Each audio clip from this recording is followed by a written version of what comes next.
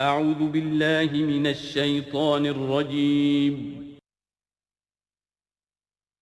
بسم اللہ الرحمن الرحیم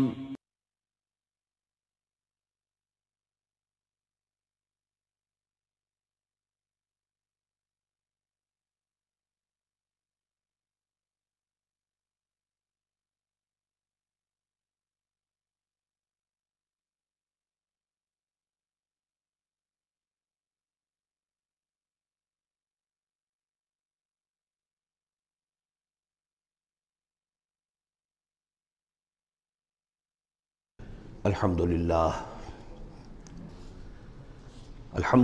وکفیٰ والصلاة والسلام علی عبادہ الذین اصطفیٰ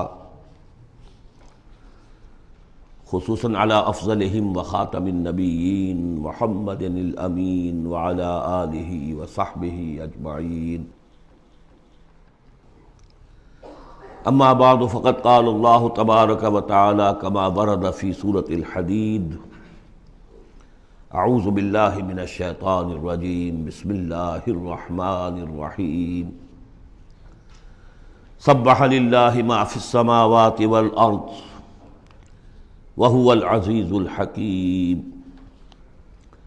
لہ ملک السماوات والارض یحیی ویمیت وهو علی کل شیء قدیر هو الاول والآخر والظاہر والباطن وهو بكل شيء علیم صدق اللہ العظیم رب اشرح لي صدری ویسر لي امری واحلل عقدۃ من لسانی یفقہوا قولی اللہم ربنا الہمنا رشدنا واعذنا من شرور انفسنا اللہم ارنا الحق حقا وارزقنا اتباعہ وارنا الباطل باطلا وارزقنا اجتنابہ اللہم وفقنا لما تحب وترضى وتقبل منا فإنك خیر المتقبلین اللہم ارحمنا بالقرآن العظیم واجعلہ لنا اماما ونورا وہدى ورحمہ اللہم ذکرنا منہ ما نسینا وعلمنا منہ ما جہلنا وارزقنا تلاوتہ آناء اللیل واطراف النہار واجعلہ لنا حجتا یا رب العالمین آمین۔ سورہ حدید سے قرآن حکیم میں جو مکی اور مدنی صورتوں کے 7 گروپ ہیں ان میں سے چھٹے گروپ کی مدنی صورتوں کا آغاز ہو رہا ہے۔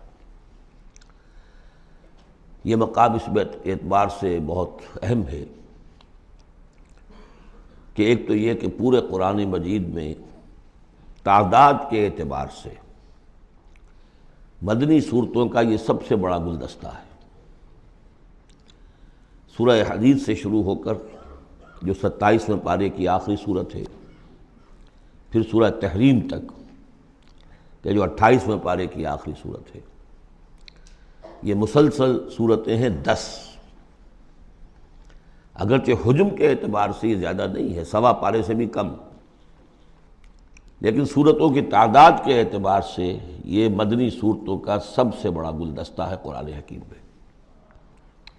اس لیے کہ ذہن میں تازہ کر لیجئے، پہلے سورہ بقرہ، آل عمران، سورہ نساء، سورہ مائدہ، اگرچہ 6.25 پارے لیکن صورتیں تو 4 ہی تھیں۔ پھر سورہ انفال، سورہ توبہ 2 صورتیں، پھر سورہ نور 1 صورت، پھر سورہ احزاب 1 صورت، پھر 3 صورتیں سورہ محمد صلی اللہ علیہ وسلم، سورہ فتح اور سورہ حجرات، یہ 10 صورتیں۔ دوسری نمایاں بات ان کی یہ ہے کہ ان میں سے 5 صورتیں وہ ہیں جن کا آغاز ہوتا ہے سبح للہ یا یسبح للہ کے الفاظ سے۔ تسبیح کرتی ہے اللہ کی ہر شے جو آسمانوں میں ہے اور ہر شے جو زمین میں ہے۔ اور یہ تسبیح کا ذکر فعل ماضی میں بھی ہے، فعل مضارع میں بھی ہے، اور فعل مضارع عربی زبان میں حال اور مستقبل دونوں کو کور کرتا ہے۔ تو گویا کہ زمان و مکان کا پورا احاطہ ہو گیا کہ جو کچھ آسمانوں میں ہے اور جو کچھ زمین میں ہے وہ اللہ کی تسبیح بیان کر رہا ہے، ہمیشہ سے اب بھی کر رہا ہے اور ہمیشہ کرے گا۔ ان صورتوں کا ایک خصوصی پھر نام ہے، ان میں سے المسبحات، وہ صورتیں کہ جو تسبیح باری تعالیٰ کے ذکر سے شروع ہوتی ہیں۔ اس میں شامل کرتے ہیں بعض لوگ سورۃ الاعلیٰ کو بھی، سبح اسم ربک الاعلیٰ، لیکن وہاں وہ حکم کی صورت میں ہے۔ یہ مسبحات جو ہیں اس گروپ میں ان کی خصوصی شان ہے۔ تیسری بات جو کہ مضامین کے اعتبار سے ہے، بلکہ زمانہ نزول کے اعتبار سے پہلے سمجھ لیجئے۔ پہلی بات میں نے عرض کی کہ قرآن حکیم میں مدنی صورتوں کا تعداد سور کے لحاظ سے سب سے بڑا گلدستہ، ان میں سے 5 مسبحات۔ تیسری بات یہ کہ ان سب کا باستثناء واحد زمانہ نزول جو ہے وہ حضور صلی اللہ علیہ وسلم کا جو مدنی دور ہے سیرت مبارکہ کا، اس کا نصف آخر ہے، یعنی سن 5 کے بعد نازل ہوئی ہے، سوائے ایک صورت کے، وہ آ جائے گی سامنے۔ باقی جو 9 صورتیں ہیں یہ سب کی سب بات کی ہے۔ اس سے جو متعلق بنتی ہے بات وہ یہ ہے کہ اس زمانے میں مسلمانوں میں جوش جہاد، ذوق شہادت، جذبہ انفاق، بحیثیت مجموعی اس میں کچھ کمی آ گئی تھی۔ یہ کمی میں پہلے بھی اشارہ کر چکا ہوں کہ معاذ اللہ اس اعتبار سے نہیں ہوئی کہ سابقون الاولون کے ذوق میں اور شوق میں اور جذبے میں کمی آ گئی، لیکن چونکہ تعداد بڑھی مسلمانوں کی، اور اب اکثریت ان لوگوں کی تھی کہ جو ایمان لائے ہیں ہجرت کے بعد، ان کی اس طرح کی تربیت تو نہیں ہوئی جیسے کہ مکے والوں کی ہوئی تھی 12 برس تک۔ اس اعتبار سے اوسط جب نکالیں گے تو اوسط کے اعتبار سے یقیناً ادھر کچھ اب اضمحلال کے آثار تھے۔ یہ آیت سورہ انفال میں بھی آ چکی ہے، الآن فیکم ضعف، اب تمہارے اندر کچھ کمزوری آ گئی ہے۔ پہلے تم ایک مومن 10 کافروں پر بھاری ہو سکتا تھا، اب ہم ایک کے مقابلے میں 2 پر فتح دیں گے۔ یہ بات سورہ انفال میں آ چکی ہے، لیکن یہاں خاص طور پر نوٹ کیجئے کہ ان تمام صورتوں کے پس منظر میں وہ اضمحلال ہے۔ نتیجہ یہ ہے کہ ان تمام صورتوں میں مسلمانوں کو جیسے کہ جھنجھوڑا جا رہا ہے، تمہیں کیا ہو گیا؟ سورہ صف میں آپ دیکھیں گے، یا ایھا الذین آمنوا لم تقولون ما لا تفعلون، کیا ہو گیا تمہیں؟ کیوں کہتے ہو جو کرتے نہیں ہو؟ اسی سورہ حدید میں آئے گا، وما لکم لا تؤمنون باللہ، تمہیں کیا ہو گیا؟ اللہ پر ایمان پختہ کیوں نہیں رکھتے؟ وما لکم الا تنفقوا فی سبیل اللہ، تمہیں کیا ہو گیا ہے؟ اللہ کے راہ میں خرچ کیوں نہیں کرتے؟ اسی طرح سورہ جمعہ میں وَإِذَا رَأَوْا تِجَارَةً أَوْ لَهْوًا انفضوا إِلَيْهَا وَتَرَكُوكَ قَائِمًا، تو گرفت کا پہلو ہے، پکڑ کا، اور جھنجھوڑا جا رہا ہے۔ اس میں یقیناً روح سخن منافقین کی طرف بھی ہے، لیکن بحیثیت مجموع ان صورتوں میں جو اصل خطاب ہے وہ منافقین سے نہیں ہے۔ منافقین کے موضوع پر ایک مکمل صورت بھی ہے، اور سورہ حدید میں بھی اس مرض کا جو ہے اس کی پیتھولوجی پورے طور سے بیان کی گئی، یہ مرض پیدا کیسے ہوتا ہے۔ لیکن یہ ہے کہ عام طور پر جو روح سخن ہے وہ ضعفاء کی طرف ہے، کمزور مسلمان، منافق نہیں، یعنی جن کا ایمان اتنا قوی نہیں ہے کہ ہر چہ باد آباد۔ اور یہ میں آپ سے عرض کر چکا ہوں، یہ فرق تو شروع سے بھی تھا۔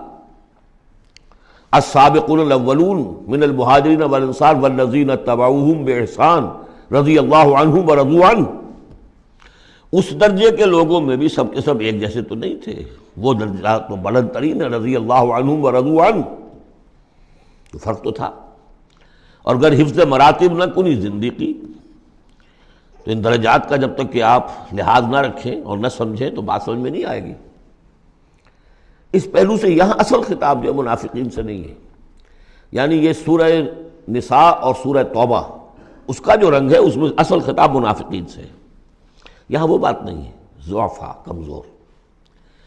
اس اعتبار سے آج کے مسلمانوں کے لیے اہم ترین حصہ قرآن حکیم کا یہ 10 صورتیں ہیں۔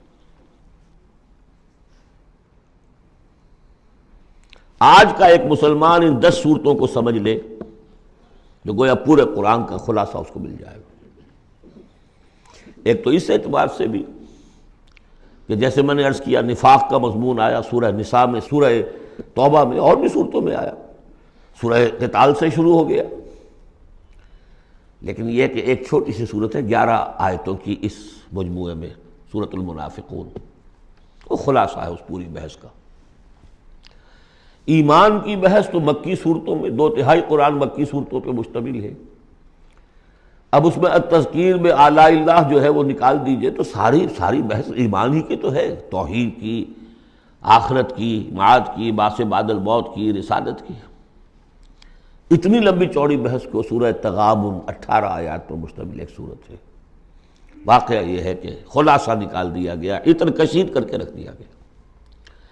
تو ایک تو اس اعتبار سے بھی کہ اگر ان صورتوں کو سمجھ لیا جائے تو پورے قرآن کا خلاصہ سمجھ لیجئے کہ ان میں موجود ہے، 1.25 پارہ ہے، 1.25 پارے سے بھی کم ہے۔ اور دوسرے اس اعتبار سے کہ آج جو ہم مسلمان ہیں تو ہم تو در حقیقت نسلی مسلمان ہیں کہ ہم چونکہ بائی ایکسیڈنٹ آف برتھ،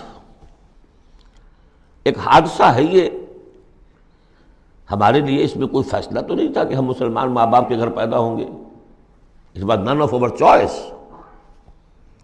اللہ نے ہمیں پیدا کر دیا مسلمان ماں باپ کے گھر، تو ہم نے اللہ، رسول، آخرت، نماز، روزہ یہ بچپن ہی سے سیکھ لیا، لیکن وہ ایمان، قلبی یقین والا ایمان، وہ تو شاذ ہی کسی کو نصیب ہوتا ہے۔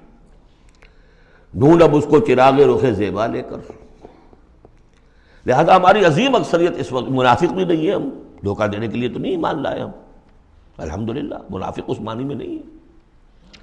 تو ہماری عظیم اکثریت جو ہے وہ اس کیٹیگری میں فال کرتی ہے جو سورہ حجرات میں ہم پڑھ آئے ہیں، قالت الاعراب آمنا قل لم تؤمنوا ولکن قولوا اسلمنا ولما يدخل الايمان في قلوبكم، اور وہاں میں بتا چکا ہوں وہ منافقین کا تذکرہ نہیں ہے، اس لیے کہ آگے فرما دیا وَإِن تُطِيعُوا اللَّهَ وَرَسُولَهُ لَا يَلِتْكُم مِّنْ أَعْمَالِكُمْ شَيْئًا، حالانکہ بہت بڑے علماء بھی اس مغالطے میں مبتلا ہو گئے، منافقین کا تذکرہ وہ نہیں ہے، وہ مسلمان کے جو مسلمان ہیں بس ہیں مسلمان، چاہے اس وجہ سے ہے کہ پورا قبیلہ اسلام لا رہا تھا تو چلو بھائی اب چلو ہم بھی ایمان لے آئے، اور چاہے اس وجہ سے کہ ہم مسلمان ماں باپ کے گھر پیدا ہو گئے، کوئی ڈفرنس نہیں ہے، لیکن نیت میں بھی کوئی دھوکہ دینا نہیں ہے۔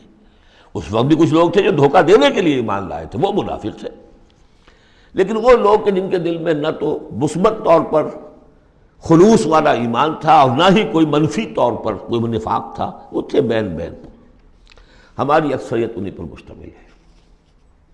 لہذا ہمارے اعتبار سے یہ قرآن حکیم کا جامع ترین اہم ترین حصہ ہے، اور یہی وجہ ہے کہ جس میں نے مطالعہ قرآن حکیم کے منتخب نصاب کا بار بار حوالہ دیا ہے، اس گروپ میں سے اس کی کئی صورتیں پوری شامل ہیں، اس کا جو چھٹا حصہ ہے وہ صرف سورہ حدید پر مشتمل ہے جو ابھی ہم شروع کریں گے، باقی سورہ جمعہ، سورہ صف، سورہ منافقون، سورہ تغابن، پھر سورہ تحریم کا، یہ ساری چیزیں یہ ہماری یعنی تقریباً 5 غالباً صورتیں ان 10 میں سے ہمارے اس منتخب نصاب میں شامل ہیں۔ ان مسبحات میں سے بھی سورہ حدید جو ہے اس کو کہیے کہ ام المسبحات، اہم ترین صورت، بلند ترین صورت، اور میں تحدیثاً للنعمہ عرض کر رہا ہوں کہ بارہا میں نے یہ کہا ہے کہ اللہ کا بہت بڑا فضل و کرم مجھ پر ہوا ہے کہ میں یہ بھی کہہ سکتا ہوں کہ اللہ نے یہ صورت مجھے عطا فرمائی ہے، اس پر میرا غور و فکر، سوچ بچار 50s سے شروع ہو چکا تھا، اور اللہ تعالیٰ نے مجھے انشراح دیا اس صورت کے بارے میں، اور اس کے حوالے سے اب اس کے دروس میرے 15 گھنٹے پر بھی ہیں، اس کے بھی کیسٹس ہیں، اس کے بھی ویڈیوز ہیں، اس میں جو مباحث ہیں عظیم، ان میں سے تو ایک چاہتا ہے کہ عظیم لیکچر اس پر ہو۔ سبح للہ ما فی السماوات والارض، تسبیح کرتی ہے اللہ کی ہر وہ شے جو آسمان میں ہے اور زمین میں ہے، وہو العزیز الحکیم، اور وہ زبردست ہے، کمال حکمت والا۔ آگے چل کر دیکھیے گا کہ اس میں پھر اضافہ ہوگا، سبح للہ ما فی السماوات وما فی الارض، اور ایمفیسس، پھر آئے گا یسبح للہ ما فی السماوات والارض، پھر آئے گا یسبح للہ ما فی السماوات وما فی الارض۔ تو یہ مضمون جو ہے ان صورتوں کا بہت اہم ہے۔ یہ تسبیح سے مراد کیا ہے؟ ایک تسبیح تو وہ ہے کہ جو ہماری سمجھ میں آتی ہے، میں نے پہلے بھی عرض کیا تھا کہ تصویر کوئی ہو تو وہ مصور کے کمال فن یا اناڑی پن کا گویا کہ اپنے زبان سے اظہار کر رہی ہے۔ آپ دیکھتے کہتے ہیں کسی اناڑی کی بنائی ہوئی تصویر ہے، یا آپ کہیں گے صاحب کسی بڑے ماہر فن مصور نے بنایا۔ گویا کہ تصویر اپنے مصور کے کمال فن یا اس کی عدم مہارت پر دلالت کر رہی ہے۔ اگر کمال فن پر کر رہی ہے تو گویا کہ زبان حال سے وہ تصویر اپنے مصور کی تعریف کر رہی ہے۔ اس معنی میں کائنات کا ذرہ ذرہ اپنے وجود سے گواہی دے رہا ہے، میرا پیدا کرنے والا، میرا صانع، میرا خالق، میرا باری، میرا مصور ہر عیب سے پاک ہے، ہر نقص سے پاک ہے، ایک ہستی کامل ہے، اس کے علم میں، اس کی قدرت میں، اس کی حکمت میں کہیں کوئی کمی نہیں۔ یہ تسبیح حالی ہے، زبان حال سے۔ اور جیسے کہ سورہ بنی اسرائیل میں ہم دیکھ آئے ہیں، یہ بھی ہو سکتا ہے کہ اللہ نے ہر ایک شے کو زبان دی ہو۔ سورہ حامیم سجدہ میں بھی الفاظ آئے، ہمارے ہاتھ پاؤں کہیں گے الیوم انطقنا اللہ الذی انطق کل شیء، آج ہمیں اس اللہ نے زبان دے دی، اس نے ہر شے کو زبان دی ہے، تو ہر شے کی بھی زبان ہو سکتی ہے۔ اور سورہ بنی اسرائیل میں تھا وَإِن مِّن شَيْءٍ إِلَّا يُسَبِّحُ بِحَمْدِهِ وَلَٰكِن لَّا تَفْقَهُونَ تَسْبِيحَهُمْ، تو زبان حال والی تسبیح تو ہماری سمجھ میں آ رہی ہے، ہو سکتا ہے اور معلوم ہوتا ہے کہ ہے ایک کوئی دوسرا پہلو بھی جو ہماری سمجھ سے بالا تر ہے۔ وَهُوَ الْعَزِيزُ الْحَكِيمُ، یہ دو اسماء اللہ تعالیٰ کے بار بار آئے ہیں، بہت مرتبہ آئے ہیں، اور ان صورتوں میں خاص طور پر آپ دیکھیں گے بہت تکرار ہوگی ان کی۔ اس کی وجہ کیا ہے کہ ایک تو یہ کہ دو اسماء جو ہیں اس اعتبار سے ان کا جوڑا جو ہے معنوی اعتبار سے بہت اہم ہے۔ العزیز وہ ہستی کہ جس کا اختیار مطلق ہے، لیکن ہمارا تصور یہ ہے کہ جہاں اختیار زیادہ آ جاتا ہے کرپشن آ جاتی ہے۔ چنانچہ پولیٹیکل سائنس کا تو ایکسیم ہے، یہ فارمولا ہے، authority tends to corrupt and absolute authority corrupts absolutely۔ لہذا ساری جو کوشش ہوتی ہے، دستور بنایا جاتا ہے چیکس اینڈ بیلنسز، جہاں اختیار ہے وہاں پہ کوئی چیکس اینڈ بیلنسز بھی ہونے چاہیے۔ اللہ پر کوئی چیک اینڈ بیلنس ہو ہی نہیں سکتا، کس کا ہوگا؟ تو وہ اختیار مطلق العزیز، اس کو بیلنس جو شے کر رہی وہ الحکیم بھی ہے، اس کی حکمت بھی کامل ہے، اس کا کوئی فعل، اس کا کوئی فیصلہ، اس کا کوئی عمل حکمت سے خالی نہیں ہے۔ یہ دونوں گویا کہ ایک دوسرے کے ساتھ ہے، العزیز الحکیم۔ لہو ملک السماوات والارض، کیونکہ اس سورہ مبارکہ میں خاص طور پر دین، ایک دین کی حیثیت سے کہ جس میں ایک نظام، پورا نظام زندگی آئے اور حکومت بھی اس کے اندر شامل ہو، اللہ کی حکومت، لہذا یہ شانیں جو ہے خاص طور پر نمایاں کی جائیں گی۔ لہو ملک السماوات والارض، اس کے لیے ہے آسمانوں اور زمین کی بادشاہی۔ یحیی و یمیت، وہی زندہ رکھتا ہے، وہی مارتا ہے۔ وَهُوَ عَلَىٰ كُلِّ شَيْءٍ قَدِيرٌ، وہ ہر چیز پر قادر ہے۔ اس سورہ مبارکہ کی پہلی 6 آیات میں اللہ تعالیٰ کے اسماء و صفات کا جو ذکر ہو رہا ہے وہ پورے قرآن میں اس اعتبار سے منفرد ہے کہ بلند ترین سطح پر انتہائی جامعیت کے ساتھ فلسفے اور منطق کی بلند ترین سطح پر ہے۔ تیسری آیت اس کی وہ ہے جس کے بارے میں میں نے آپ کو پہلے سنایا تھا، امام راضی کا قول کہ آ کر کھڑے ہو گئے اس مقام پر جیسے کہ خوف زدہ ہو انسان، دہشت زدہ ہو۔ هو الاول والآخر والظاہر والباطن وهو بكل شيء علیم، وہی اول ہے، وہی آخر ہے، وہی ظاہر ہے، وہی باطن ہے۔ کیا سمجھے اس کو؟ وہی وہ ہے، پھر یہ کیا ہے؟ غالب کا بڑا پیارا شعر ہے، جبکہ تجھ بن نہیں کوئی موجود، پھر یہ ہنگامہ ہے خدا کیا ہے؟ وہی اول، وہی آخر، وہی ظاہر، وہی باطن۔ یہ ہے وہ مقام جس پر کہ آ کر کھڑے ہو گئے امام راضی، اعلم ان ھذا المقام مقام غامض مہیب عمیق، خبردار، ہوشدار کہ رہبر دم تیغست قدم رہا، ہوشیار ہو جاؤ، تلوار کی دھار پر قدم آ گیا ہے تمہارا۔ یہ ہے وہ مسئلہ کہ جس کو ہمارے بعض صوفیہ وحدت الوجود سے تعبیر کرتے ہیں، لیکن یہ فلسفے کا مشکل ترین مسئلہ ہے۔ وحدت وجود کی ایک تعبیر وہ بھی ہے جو کفر ہے، شرک ہے، اموست، جس کے کفر و شرک ہونے میں کسی کو اختلاف نہیں، لیکن یہ کہ یہ عام لوگوں کی سمجھ میں آنے والی بات ہے نہیں۔ میں نے امکانی حد تک سمجھایا ہے اور مجھے اطمینان ہے۔ بہرحال اب اس میں یوں سمجھ دیجئے، یہ کائنات حادث ہے، ہم جانتے ہیں کہ حادث ہے، ہمیشہ سے تو نہیں ہے۔ پہلے کون تھا؟ اللہ تھا۔ تو کائنات کا آغاز کہاں سے ہوا؟ اللہ سے۔ پھر ہم پڑھائے ہیں کل من علیہا فان ویبقی وجہ ربک ذو الجلال والاکرام، ایک وقت آئے گا کچھ نہیں رہے گا، وجہ ربک ذو الجلال والاکرام رہ جائے گا۔ تو آخر کون ہوا؟ اب یہ اول و آخر کے مابین جو ہے، اس کا ظاہر بھی وہ ہے، باطن بھی وہ ہے۔ یہ بہت مشکل مسئلہ ہے، لیکن یہ کہ اس کو ایک حدیث نے عام لوگوں کے لیے آسان کر دیا ہے۔ حضور یہ دعا کرتے تھے، اے اللہ انت الاول فلیس قبلک شیء، تو وہ پہلا ہے کہ جس سے پہلے کوئی شے نہیں تھی، وانت الآخر فلیس بعدک شیء، تو وہ آخر ہے کہ تیرے بعد کچھ نہیں، وانت الظاہر فلیس فوقک شیء، تو اس سے اوپر کوئی شے نہیں، وانت الباطن فلیس دونک شیء۔ بہرحال اس کو اسی حد تک اس وقت رکھیے، جن کو زیادہ شوق ہو جائے وہ پھر میرے وہ تفصیلی کیسٹس کی طرف رجوع کریں۔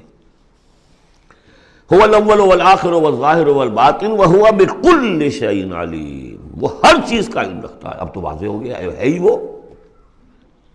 اس سے پہلے ہم پڑھا تھے نحن اقرب الیہ من حبل الورید، تو اس حوالے سے تو یہ دو صفات اللہ کی خاص طور پر آپ دیکھیں گے قرآن میں، علی کل شیء قدیر بکل شیء علیم، دو چیزیں آئیں گی خاص طور پر، ہر چیز کا علم رکھنے والا، ہر چیز پر قادر۔ هو الذی خلق السماوات والارض فی ستۃ ایام، وہی ہے جس نے بنائے آسمان اور زمین 6 دنوں میں، ثم استوى علی العرش، پھر متمکن ہوا تخت حکومت پر، عرش پر۔ یعلم ما یلج فی الارض، یہ پہلے بھی آیت آ چکی ہے سورہ فاطر میں غالباً یا سورہ سبا میں۔ وہ جانتا ہے جو کچھ کے داخل ہوتا ہے زمین میں، وما یخرج منہا، جو کچھ نکلتا ہے اس سے، وما ینزل من السماء، اور جو کچھ اترتا ہے آسمان سے، وما یعرج فیہا، اور جو چڑھتا ہے اس میں، وہو معکم، ویسے پانی بھی اترتا ہے، بخارات بھی چڑھتے ہیں، فرشتے اترتے ہیں احکام خداوندی لے کر، اور پھر وہ چڑھتے ہیں، یا تو انسانوں کی جانیں لے کر بھی چڑھ رہے ہوتے ہیں، یا یہ کہ جو بھی یہاں پر ہو رہا ہے اس کی رپورٹس لے کر چڑھتے ہیں۔ زمین کے اندر پانی جذب ہوتا ہے، بیج داخل ہوتا ہے، نکلتا ہے پودا، ان تمام چیزوں کا احاطہ کیا۔ وَهُوَ مَعَكُمْ أَيْنَمَا كُنْتُمْ، تم جہاں کہیں بھی ہوتے ہو وہ تمہارے ساتھ ہوتا ہے۔ وَاللَّهُ بِمَا تَعْمَلُونَ بَصِيرٌ، اللہ تعالیٰ جو کچھ تم کر رہے ہو اسے دیکھ رہا ہے، خود چشمدید گواہ ہے۔ پھر دیکھیے لَهُ مُلْكُ السَّمَاوَاتِ وَالْأَرْضِ، توحید کا یہ تقاضا کہ بادشاہی اسی کی ہو، ایک عقیدے کی توحید ہے بس، یہ کہ بادشاہی اسی کی ہو،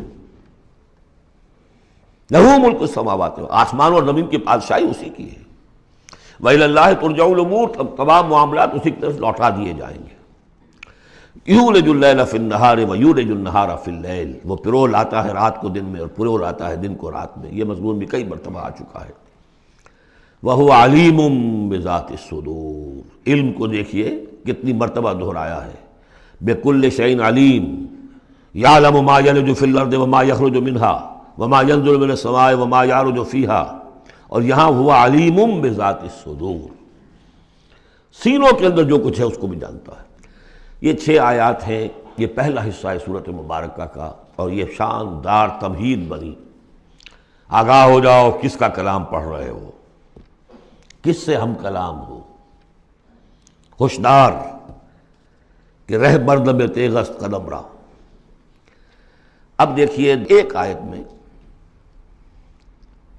جو تقاضا ہے، یہ تو اللہ ہے، ایسا ہے، اسی کی بادشاہی ہے، وہ سب جانتا ہے، وہ ہر چیز پر قدیر ہے، یہ سب کیا ہے؟ نیریٹو ہے، اور یہ ہے توحید فی العقیدہ۔ اس کا تقاضا کیا ہے؟ آمنوا باللہ ورسولہ وانفقوا مما جعلکم مستخلفین فیہ فالذین آمنوا منکم وانفقوا لہم اجر کبیر۔ دو لفظوں میں تقاضا آیا، ایمان لاؤ اللہ پر اور اس کے رسول پر، اور خرچ کر دو ان سب میں سے جس میں اس نے تمہیں خلافت عطا کی ہے۔ سب سے پہلی خلافت تمہیں عطا کی اس جسم میں، اسے اللہ کے لیے لگاؤ۔ ذہانت، فطانت، طلاقت لسانی، جو دیا ہے، پیسہ دیا ہے، مال دیا ہے، اولاد دی ہے، سب کو اللہ کی راہ میں لگاؤ۔ یہ نفق کا لفظ پیسے کے خرچ کے لیے بھی آتا ہے، جان کے خرچ کے لیے بھی آتا ہے۔ نفقت الدراہم، پیسے ختم ہو گئے۔ نفق الفرس، گھوڑا مر گیا۔ تو نفق کا لفظ دونوں کے لیے آتا ہے۔ تو انفقوا مما جعلکم مستخلفین فی، جس چیز میں تمہیں استخلاف عطا کیا ہے لگاؤ، خرچ کرو، صرف کر دو۔ یہ دو تقاضے ہیں۔ اصل میں یوں سمجھیے کہ جو سورہ حجرات میں دو تقاضے آئے تھے، آمنوا باللہ ورسولہ، سورہ حجرات میں آئے تھے انما المؤمنون الذین آمنوا باللہ ورسولہ ثم لم یرتابوا وجاہدوا باموالہم وانفسہم فی سبیل اللہ۔ حقیقی مومن تو صرف وہ ہے جو ایمان لائے اللہ پر اور اس کے رسول پر، پھر شک میں بالکل نہیں پڑے، اور انہوں نے جہاد کیا اللہ کی راہ میں اور کھپا دیے جان بھی اور مال بھی، وہی سچے ہیں۔ یہاں پر دو ہیں، ان میں دونوں میں ایک سے تو مشترک ہو گئی، آمنوا باللہ ورسولہ، ایمان لاؤ اللہ پر اس کے رسول پر جیسے کہ ایمان کا حق ہے۔ وانفقوا، اور خرچ کر دو۔ انفاق مال، انفاق نفس، بذل نفس، دونوں چیزیں آ جائیں گی۔ مما جعلکم مستخلفین فیہ، اب اگر یہ دو کام کر دو تو تمہارے وارے نیارے ہیں، تم کامیاب ہو۔ فالذین آمنوا منکم وانفقوا لہم اجر کبیر، تو جو تم میں سے یہ دو تقاضے پورے کر دیں، ایمان لائیں جیسے کہ ایمان کا حق ہے، یقین والا ایمان، اور انفاق کر دیں، خرچ کر دیں، لگا دیں، کھپا دیں، اپنے آپ کو بھی اور اپنی تمام جو بھی کچھ اپنی ملکیت ہے، جو ساز و سامان ہے، لہم اجر کبیر۔ اب دیکھیے نظم، دیکھیے اب دو آیتوں میں وہ ڈانٹ کا، ڈپٹ کا، زجر کا معاملہ ہو رہا ہے۔ وَمَا لَكُمْ لَا تُؤْمِنُونَ بِاللَّهِ، تمہیں کیا ہو گیا ہے، کیوں نہیں ایمان رکھتے اللہ پر؟ وَالرَّسُولُ يَدْعُوكُمْ لِتُؤْمِنُوا بِرَبِّكُمْ، جبکہ ہمارے رسول محمد صلی اللہ علیہ وسلم تمہیں دعوت دے رہے ہیں، وہ ابھی موجود ہیں تمہارے مابین، تمہیں کیا ہو گیا؟ وہ تمہیں دعوت دے رہے ہیں کہ تم ایمان رکھو اپنے رب پر۔ وَقَدْ أَخَذَ مِيثَاقَكُمْ، اور دیکھو تم سے عہد لے چکا ہے تمہارا رب۔ اگر تم ایمان کا دعویٰ کرتے ہو تو عہد در عہد، ایک عہد تو تم کر کے آئے تھے، أَلَسْتُ بِرَبِّكُمْ قَالُوا بَلَىٰ، پھر ایک عہد تم نے کیا سَمِعْنَا وَأَطَعْنَا، پھر تم نے عہد کیا ان اللہ اشترى من المؤمنین انفسهم واموالهم بان لهم الجنہ، بیع و شرع ہو چکی ہے۔ وقد اخذ میثاقکم، وہ تم سے عہد لے چکا ہے، ان کنتم مؤمنین، اگر تم حقیقتاً مومن ہو، دعویٰ تو کر رہے ہو ایمان کا۔ ساتھ ہی اب راستہ بتا دیا، اگر تم اپنی گریبان میں جھانکو اور محسوس کرو کہ وہ یقین والا ایمان تو نہیں ہے، اندر تو کچھ خلاصہ ہے، اللہ کرے کہ ہمیں اس کا احساس ہو جائے، اپنی گریبانوں میں جھانکیں۔ اسلام تو ہے، اللہ کا شکر ہے، جو یہاں آئے ہوئے ہیں، دور دور سے آئے ہوئے ہیں، تو اسلام تو ہے، روزہ نماز تو ہے، لیکن اپنے اندر جھانکے وہ ایمان، یقین والا ایمان۔ اگر احساس ہو جائے کہ نہیں ہے تو معلوم ہونا چاہیے کہاں سے ملے گا یہ۔ هو الذی ينزل على عبده آیات بینات لیخرجکم من الظلمات الی النور، وہی تو ہے جو اپنے بندے پر صلی اللہ علیہ وسلم یہ آیات بینات نازل کر رہا ہے تاکہ نکالے تمہیں اندھیروں سے روشنی کی طرف۔ گویا کہ ایمان حقیقی، یقین والے ایمان کا منبع، سرچشمہ، اس کی سورس یہ ہے اللہ کی کتاب۔ اسے پڑھو، سمجھ کر پڑھو، تدبر کرو، غور و فکر کرو، محسوس کرو گے کہ تمہارے اندر ایک ہلچل ہے، تمہاری فطرت کے تار، یہ قرآن چھیڑے گا انہیں۔ نغمے بیتاب ہے تاروں سے نکلنے کے لیے، ایک ذرا چھیڑ تو دے زخمہ مضراب حیات، اور اس سے خود تمہارے اندر سے ابھر کر ایمان اندر سے ابھرے گا۔ تمہارے اندر ہے، سویا ہوا ہے، تمہاری روح میں ہے، ڈورمنٹ ہے، صرف ایکٹیویٹ کرنے کی بات ہے، اور یہ آیات قرآنیہ انہیں ایکٹیویٹ کرتی ہیں۔ هو الذی ينزل على عبده آیات بینات لیخرجکم من الظلمات الی النور وان اللہ بکم لرؤوف رحیم، اور یقیناً اللہ تمہارے حق میں بہت رؤوف اور رحیم ہے۔ اب آپ نے دیکھ لیا کہ سورس جو ہے اس ایمان کا وہ کیا ہے، قرآن۔ سورہ شورا میں ہم دیکھ آئے ہیں خود حضور کو کہاں سے ملا،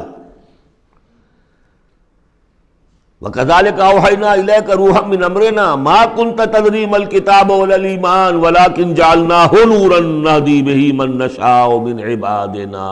اے نبی، آپ کو تو معلوم نہیں تھا کتاب کسے کہتے ہیں، شریعت کسے کہتے ہیں، نہ آپ تورات سے واقف، نہ آپ انجیل سے واقف، آپ تو مکے کے امیین میں سے تھے۔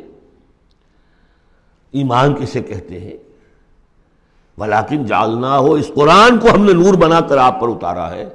وہ ایمان جو ہے اب آپ کا باطن اس سے جگمگا اٹھا ہے، اب آپ جو ہے گویا کہ اب روشنی کا مینار ہیں، اب آپ ہدایت دیں گے سیدھے راستے کی طرف۔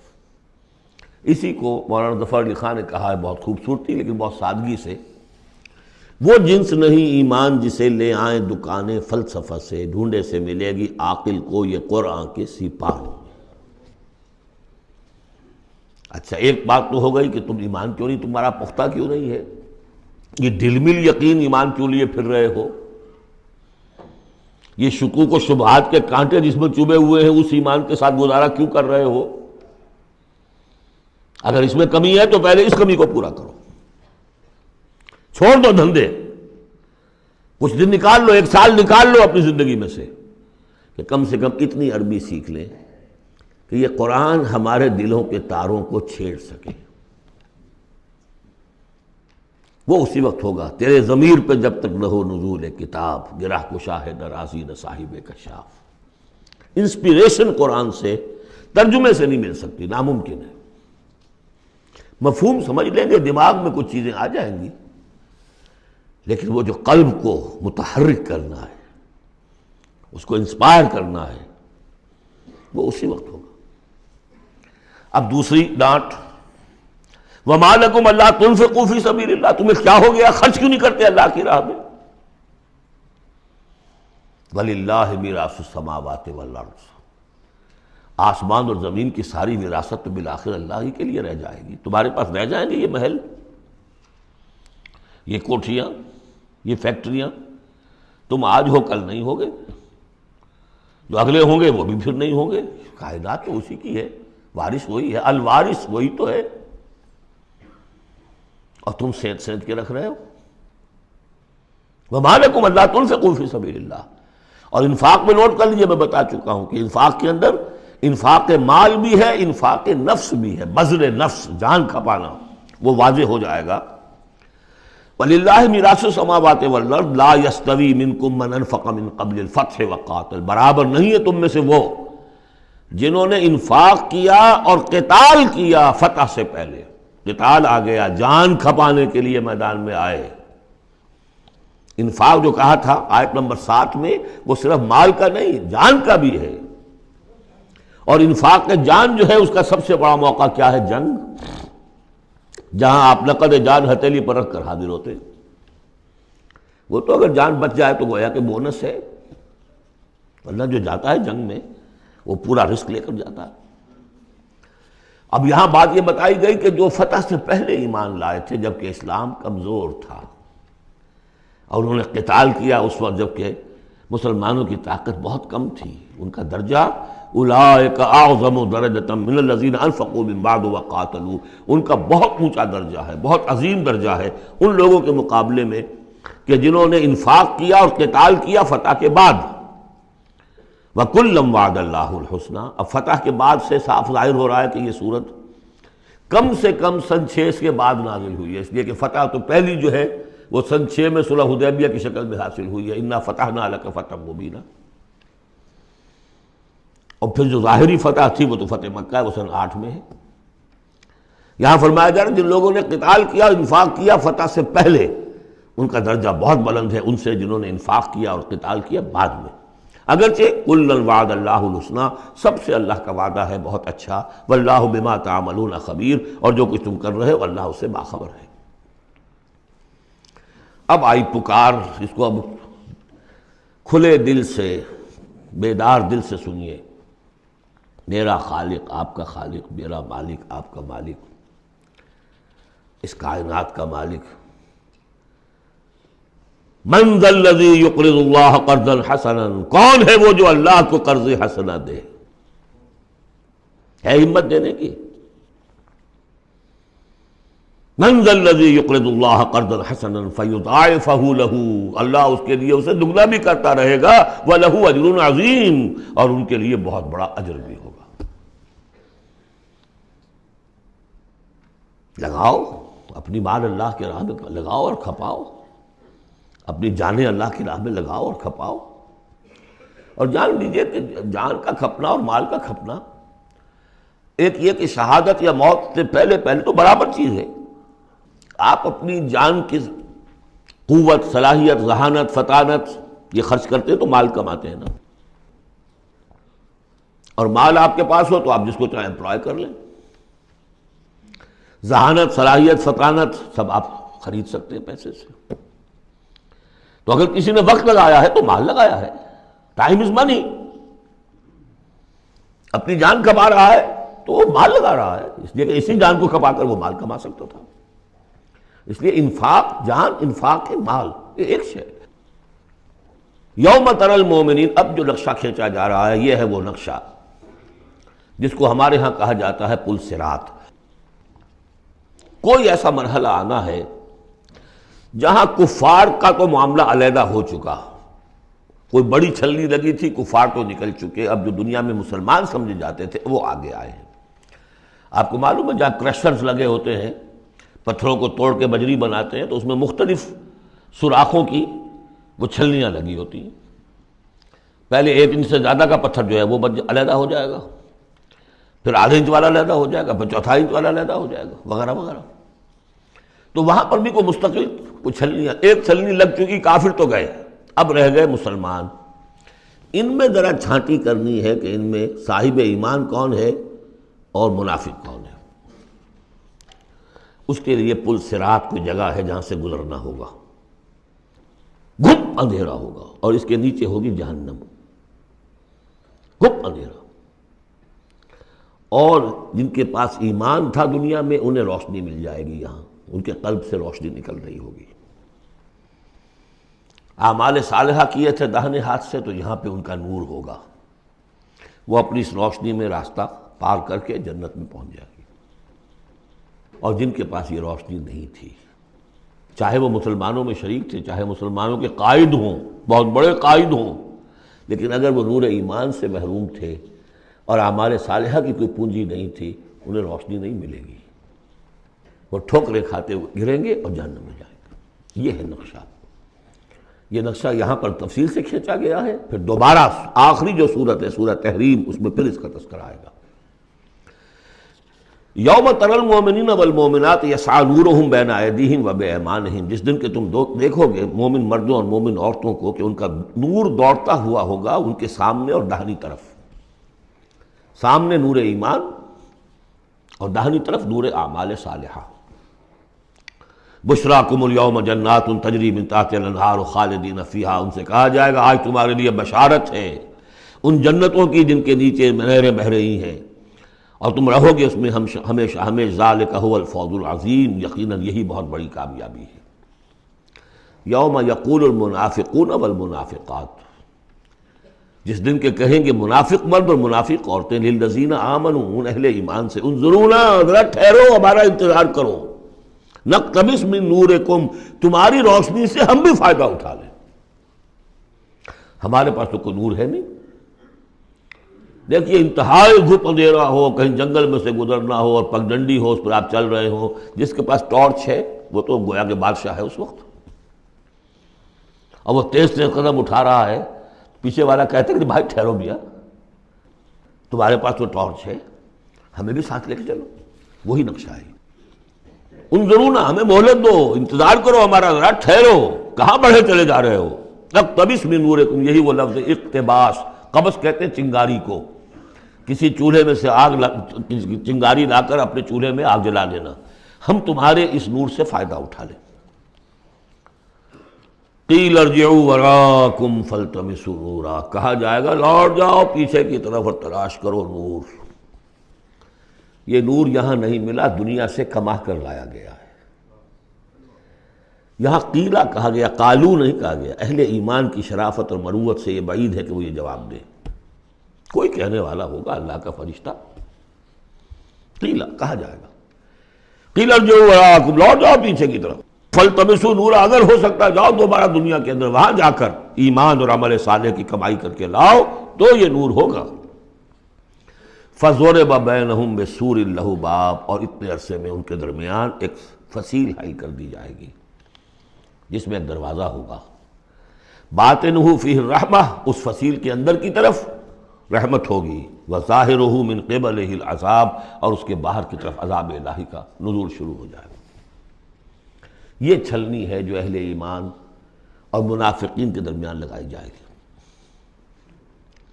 اب اس اعتبار سے اگلی دو آیتیں جو ہیں قرآن مجید کا اہم ترین مقام ہے کہ یہ پیتھولوجی کیسے ڈیولپ ہوتی ہے، نفاق کیسے آتا ہے۔ ینادونہم الم نکن معکم، وہ منافق کہیں گے اے مسلمانوں کیا ہم تمہارے ساتھ نہ تھے؟ تمہارے ساتھ مسجد نبوی میں ہم نمازیں پڑھتے تھے، عیدیں پڑھتے تھے، ہم تمہارے ساتھ تھے۔ الم نکن معکم، کیا ہم تمہارے ساتھ نہ تھے؟ قالوا بلا، اب وہ کہیں گے ہاں تھے تو ہمارے ساتھ، کیوں نہیں تھے؟ ولکنکم فتنتم انفسکم، تم نے اپنے آپ کو فتنے میں ڈالا۔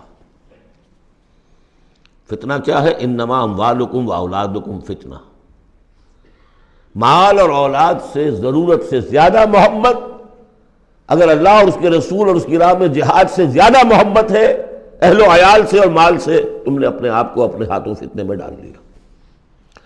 یہاں ذرا وہ آیت اب یاد کر لیجئے جو سورہ توبہ میں ہم پڑھا ہے، آیت نمبر 24، قل ان کان آباؤکم وابناؤکم واخوانکم وازواجکم وعشیرتکم واموال اقترفتموها وتجارۃ تخشون کسادها ومساکن ترضونها احب الیکم من اللہ ورسولہ وجہاد فی سبیلہ فتربصوا حتی یاتی اللہ بامرہ واللہ لا یہدی القوم الفاسقین۔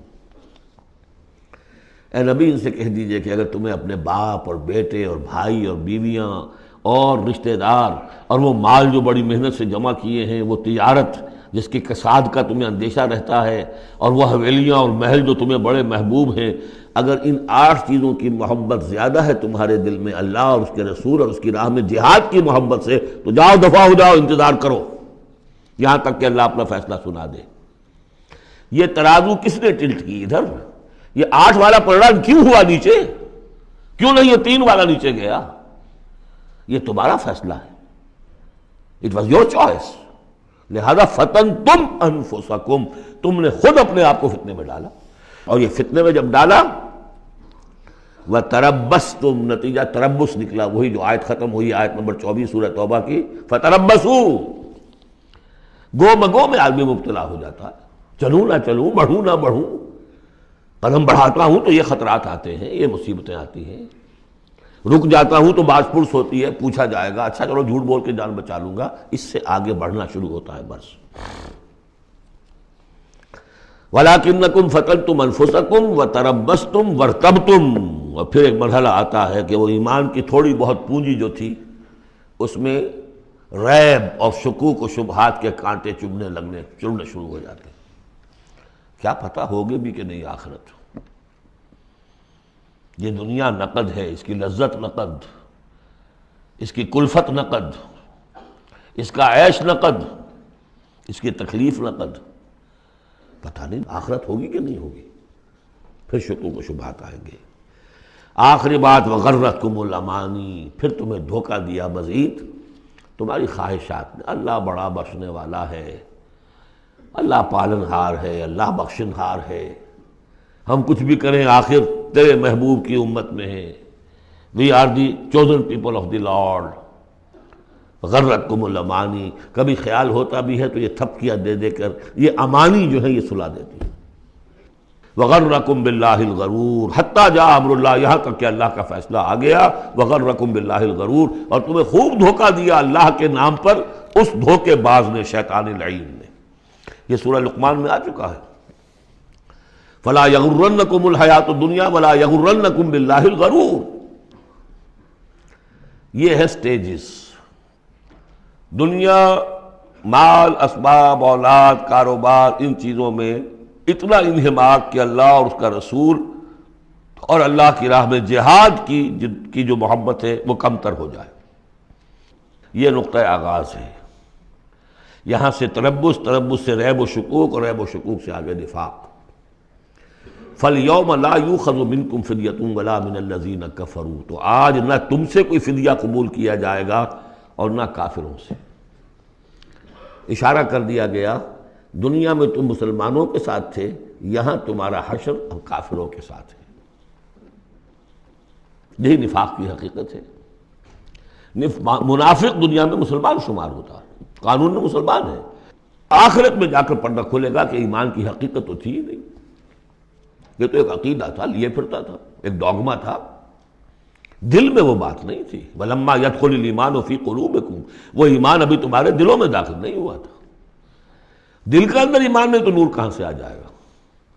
اور دل میں ایمان نہیں تو جو نیکی بھی کر رہے ہیں وہ دکھاوے کی نیکی ہے، وہ دنیا میں لوگوں کے اندر شہرت حاصل کرنے کی نیکی ہے.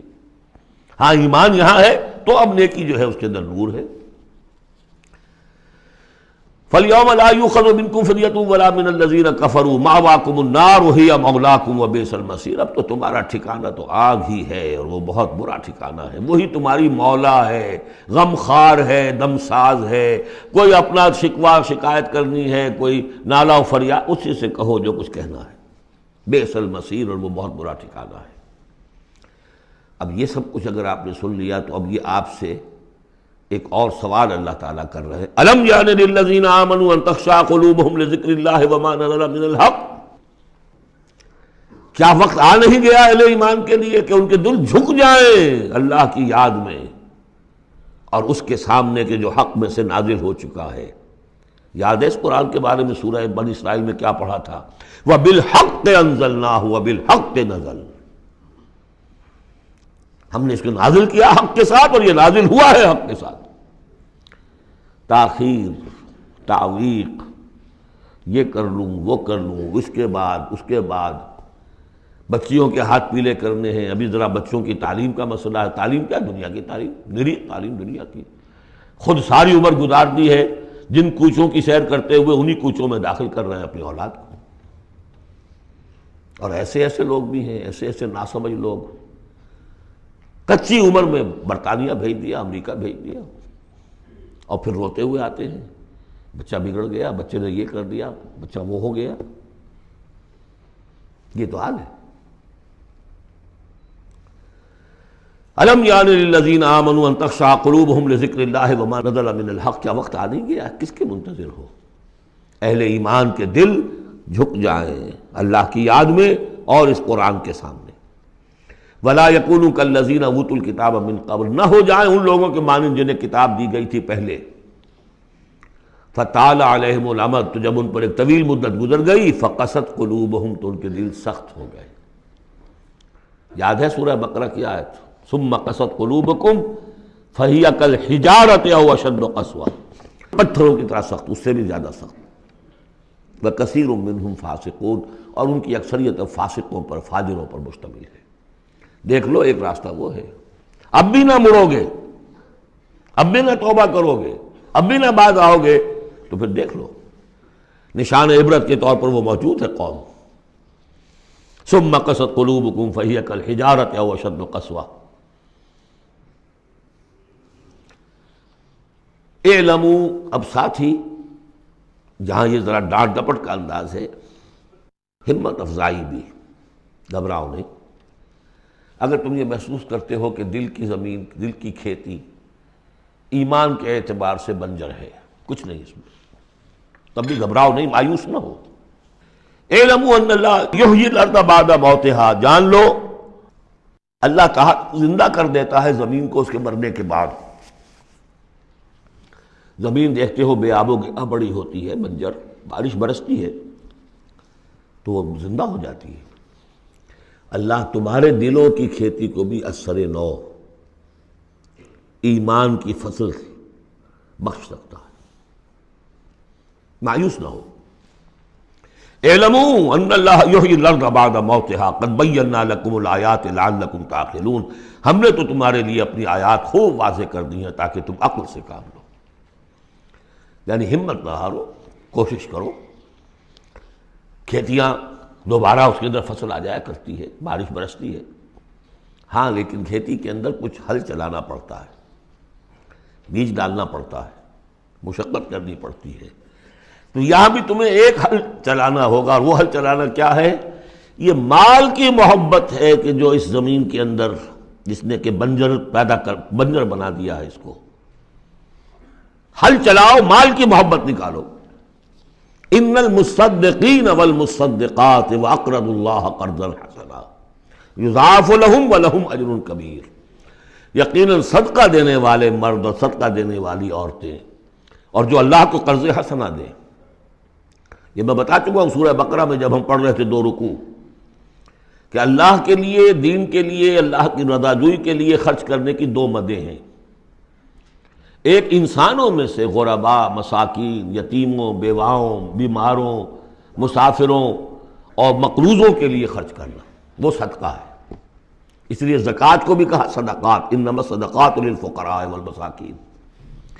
ایک اللہ کے دین کے لیے، اس کی دین کی نشر و اشاعت ہے، اس کے پیغام کو پھیلانا ہے، اس کی تعلیم ہے، پھر اس دین کو غالب کرنے کی جد و جہد ہے، اس کے لیے ساز و سامان چاہیے، اس کے لیے وسائل چاہیے۔ تو ایک ہے صدقہ، ایک ہے اللہ کے ذمہ قرض حسنہ۔ کیوں؟ اس لیے کہ اللہ کے دین کو غالب کرنا ہے، لہذا اس کی جد و جہد میں جو مال خرچ ہو رہا ہے اللہ اسے اپنے ذمہ قرض حسنہ کہتا ہے۔ یہ ہل چلانا پڑے گا، مال کی محبت اس سے نکلے گی۔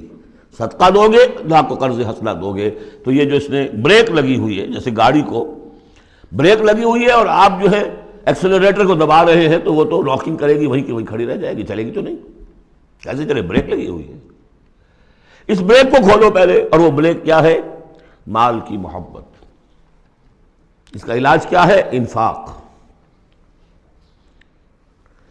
ان المصدقین والمصدقات واقرضوا اللہ قرضا حسنا یضاعف لهم ولهم اجر کریم والذین آمنوا باللہ ورسلہ اولئک هم الصدیقون والشہداء عند ربہم۔ اب آخری مرتبہ یہ صدیقیت اور شہادت کا بھی مضمون ہمارے ہاں پھر آ گیا۔ اگر یہ بریک کھل گیا، اب گاڑی کو چلاؤ، گاڑی چلے گی، لیکن اب مختلف طبائع کی مناسبت سے اگر تو تمہارا مزاج صدیقین والا ہے، صدیقیت کے مرتبے کو پہنچ جاؤ گے۔ اگر مزاج شہادت والا ہے، شہداء کے مقام کو حاصل کر لو گے۔ اولئک مع الذین انعم اللہ علیہم من النبیین والصدیقین والشہداء والصالحین۔ بریک لگی بھی ہے تو کچھ نہیں ہوگا، مال کی بریک کھولو، گاڑی چلاؤ۔ جو یہ کر لیں گے والذین آمنوا باللہ ورسولہ، اب ایمان اور اللہ پر اور اس کے رسول پر ایمان کا، اب یہ ایکسیلریٹر دباؤ گے تو نتیجہ کیا نکلے گا؟ اولئک هم الصدیقون والشہداء عند ربہم، انہی میں سے صدیق ہوں گے، انہی میں سے شہداء ہوں گے ان کے رب کے پاس۔ لہم اجرہم ونورہم، ان کے لیے ہوں گے ان کا اجر اور ان کا نور۔ اجر بھی ملے گا، نور بھی ملے گا۔ نور وہ جو آخرت میں ملنا ہے، میدان حشر میں ملنا ہے، پل صراط پر گزرنے کے لیے ملنا ہے، اور اجر وہ ہے جو جنت میں داخل ہو کر ملے گا۔ لہم اجرہم ونورہم والذین کفروا وکذبوا بآیاتنا اولئک اصحاب الجحیم، اور جن لوگوں نے کفر کیا اور ہماری آیات کو جھٹلایا، یہ لوگ ہیں جہنمی۔ اعلموا انما الحیات الدنیا لعب ولہو وزینۃ وتفاخر بینکم وتکاثر فی الاموال والاولاد۔ اب جو چیز بریک تھی اس کو سمجھ لو، بریک کی حقیقت کیا ہے؟ دنیا کی محبت۔ جان لو کہ یہ دنیا کی محبت کیا ہے اس کے سوا کہ کچھ عرصہ کھیل کود میں گزرتا ہے۔ لعب، بچپن میں اور کسی چیز سے کوئی دلچسپی نہیں ہوتی۔ باپ کا کاروبار ٹھیک چل رہا ہے کہ نہیں چل رہا ہے، بچے کو اس سے کیا غرض، انہیں تو اپنا کھیل کود کرنا ہے۔ لہو، ذرا سا ٹین ایج آئی تو اب کھیل معصوم کھیل نہیں رہتا، اس میں کچھ سینشول گریٹیفیکیشن شروع ہو جاتی ہے، لہو۔ اور اسی وقت جو ہے زینت، بناؤ سنگھار بہت ہوتا ہے، بہت اس ایج میں مردوں کو بھی خیال ہوتا ہے ٹھیک ٹھاک لباس ہو، پورا جو ہے ہمارے فیشن کے مطابق ہو، ویری سینسٹیو۔ اس کے بعد ذرا عمر بڑھتی ہے، تفاخر بینکم، اب فخر، نسل پر فخر، مال پر فخر، دولت پر فخر، اور فخر میں بڑھ جانا، تفاخر بینکم۔ لیکن جب ذرا زندگی ذرا اور ڈھلی، تکاثر فی الاموال والاولاد، کثرت سے مال اور اولاد۔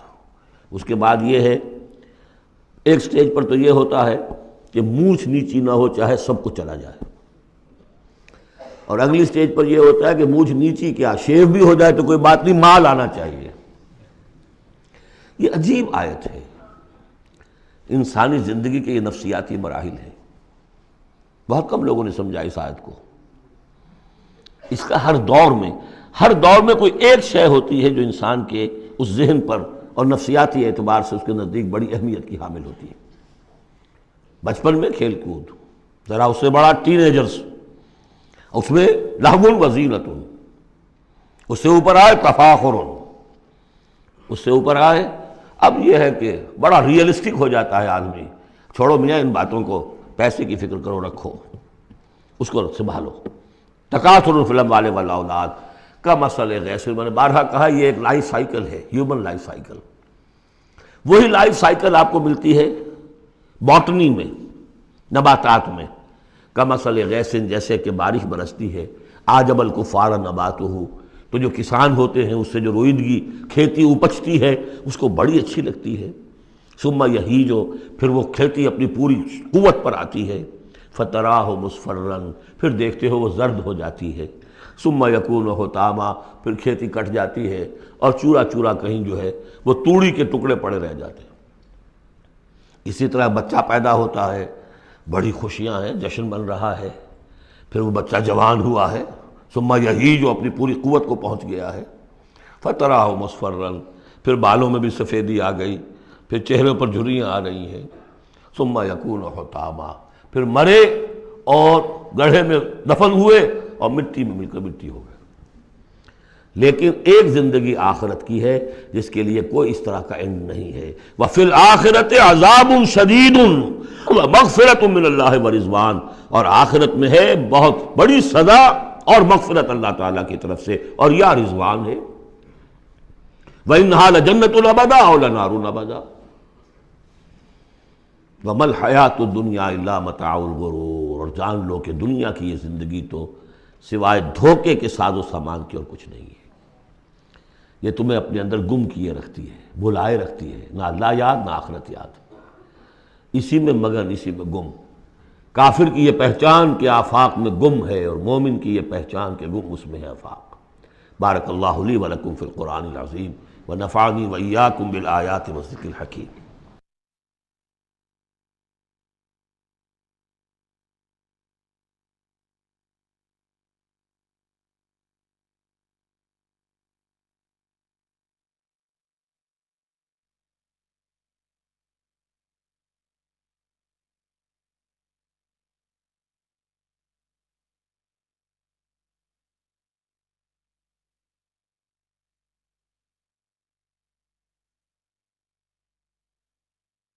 أعوذ بالله من الشيطان الرجيم. بسم الله الرحمن